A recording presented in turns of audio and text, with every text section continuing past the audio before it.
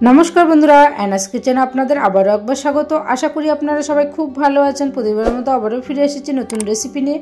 Are आजके तैरि करे देखाबो एकदम दोकानेर मतो टमेटो सस। दोकानेर मतो स्वाद पेते होले अवश्यई किन्तु एई भिडियोटी स्किप ना करे शुरू थेके शेष अब्दि देखते होबे। टमेटो सस तैरि करार जोन्नो नियेछि 2 केजी एकदम भालो मानेर पाका टमेटो।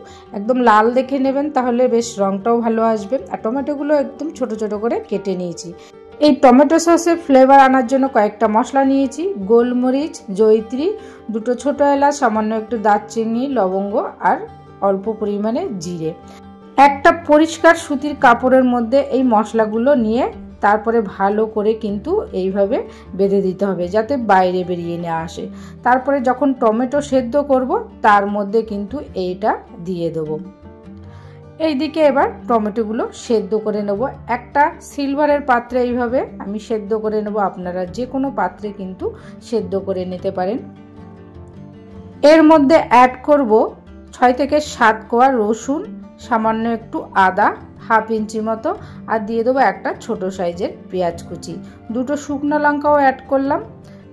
এর মধ্যে দিয়ে দেবো একটা ছোট সাইজের বিট, কিংবা একটা বড় বিট হলে হাফ দিতে পারেন। সামান্য একটু জল আর সামান্য একটু নুন দিয়ে এবার ভালো করে মিশিয়ে নেব। কোনো কেমিক্যাল ছাড়াই এই রকমভাবে শুধুমাত্র বিট দিলেও কিন্তু দারুণ একটা কালার আসবে টমেটো সসের। এবার ঢেকে দেব প্রায় 10 মিনিট মতো। 10 মিনিট পর ফিরে আসব। 10 মিনিট পরে সেদ্ধ হওয়ার পরে এবার যে মশলাটা আমি সুতির কাপড়ে বেঁধে রেখেছিলাম সেটা দিয়ে দেব। আবারও এইভাবে কিন্তু ঢেকে সেদ্ধ করতে দেব প্রায় 5 থেকে 7 মিনিট।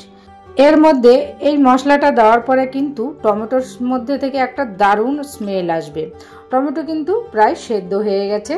এমনিতেই কিন্তু টমেটো থেকে অনেকটা পরিমাণে জল বেরিয়ে যায়। আপনারা প্রয়োজনে জল না ব্যবহার করেও কিন্তু সেদ্ধ করতে পারেন।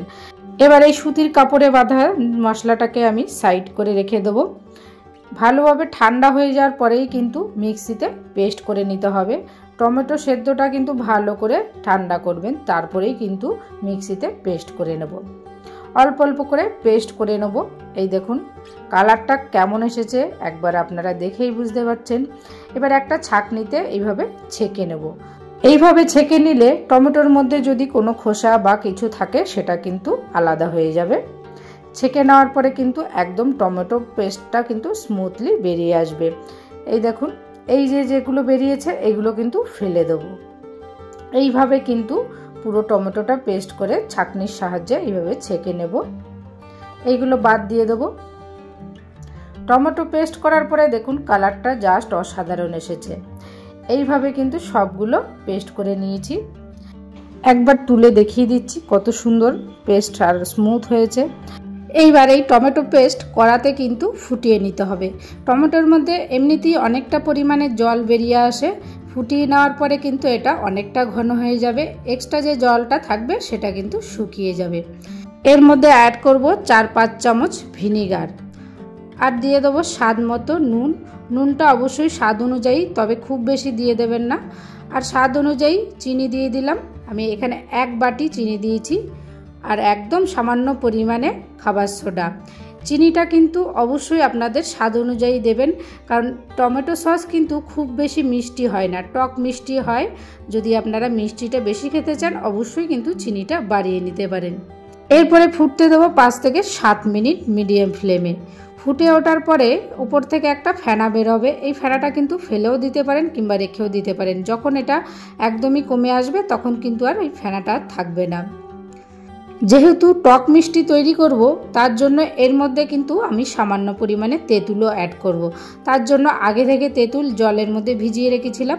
এই তেঁতুল সমেতই কিন্তু এর মধ্যে দিয়ে দেবো। আপনারা চাইলে তেঁতুলটাকে চটকে নিয়েও কিন্তু ওর যে রসটা সেটাও দিতে পারেন। তাহলে আলাদা করে আর দানাগুলো ছেঁকে বাদ দেওয়ার প্রয়োজন হবে না। এইভাবে কিছু সময় ফুটতে দেবো। যখনই ঘন হয়ে আসবে তখনই কিন্তু এটা দেখে নিতে হবে এর ঘনত্বটা ঠিক কতটা হয়েছে। এইভাবে বেশ কিছু সময় ফুটিয়ে নেব। তারপরে একটা পাত্রের মধ্যে আগে তুলে দেখে নেব। তুলে নেওয়ার পরে যদি কোনো রকম জল থাকে তাহলে কিন্তু আবারও ফুটিয়ে নিতে হবে। এইরকম একটা সাদা প্লেটের উপরে তুলে নেব, তাহলে দেখতে সুবিধে হয়। এবার একটু দেখে নিন সাইড দিয়ে যদি কোনো রকম জল বেরিয়ে আসে তাহলে কিন্তু এটা আবারও ফোটাতে হবে। একদম পারফেক্ট হয়েছে। এবার কিন্তু এটা নামিয়ে ফেলতে হবে। কালারটা দেখুন জাস্ট অসাধারণ এসেছে, একদম কিন্তু দোকানে যেই রকম টমেটো সসের কালার হয় ঠিক সেই রকমই এসেছে। এই টমেটো সসের মধ্যে যেহেতু আমি তেঁতুল অ্যাড করেছি তাই তেঁতুলটার দানা রয়ে গেছে, সেইটাকে ছেঁকে নেবো এবার এইভাবে ছাঁকনির সাহায্যে। তারপরে তেঁতুলের দানাগুলো বাদ দিয়ে দেবো ছেঁকে নিয়ে। আগে থেকে তেঁতুলটা ভিজিয়ে রেখে শুধুমাত্র জলটা দিয়ে দেবেন, তাহলে কিন্তু এই দানাগুলো বাদ দেওয়ার আর প্রয়োজন হবে না। এই দেখুন এইভাবে ছেঁকে নিয়ে এইগুলো বাদ দিয়ে দেবো। একদম কিন্তু টমেটো সস রেডি। একদম মনে হচ্ছে দেখুন দোকানের মতো, আর ঘনত্বটা দেখুন ঠিক এই রকম হবে। টক মিষ্টি ঝাল এই রকম তৈরি করবেন টমেটো সস। যে কোনো স্ন্যাক্সের সাহায্যে আপনারা কিন্তু এইভাবে পরিবেশন করতে পারবেন। তারপরে কিন্তু এই রকম একটা কাচের পাত্রে আমি রেখে দেবো। সারা বছর সংরক্ষণ করার জন্য কিন্তু এই রকম কাচের পাত্রে রেখে দেবেন, দেখবেন অনেক দিন থাকবে। একটা পাত্রের মধ্যে এইভাবে রেখে দেবো। আর যদি আপনাদের এই রকম কাচের পাত্র না থাকে আপনারা কিন্তু যে কোনো পাত্রে রেখে দেবেন, ফ্রিজের মধ্যে, নর্মাল ফ্রিজে। যদি এই রেসিপিটি ভালো লাগে অবশ্যই কিন্তু বাড়িতে একবার হলেও ট্রাই করবেন। আর লাইক শেয়ার করতে ভুলবেন না এবং কমেন্ট বক্সে জানাবেন কেমন হয়েছে। আর আমার চ্যানেলে যারা নতুন প্লিজ সাবস্ক্রাইব করে দিয়ে পাশে থাকার অনুরোধ রইল। সুস্থ থাকবেন, ভালো থাকবেন। আবারও দেখা হবে নেক্সট রেসিপি নিয়ে। প্লিজ আপনারা অবশ্যই পাশে থাকবেন। ধন্যবাদ।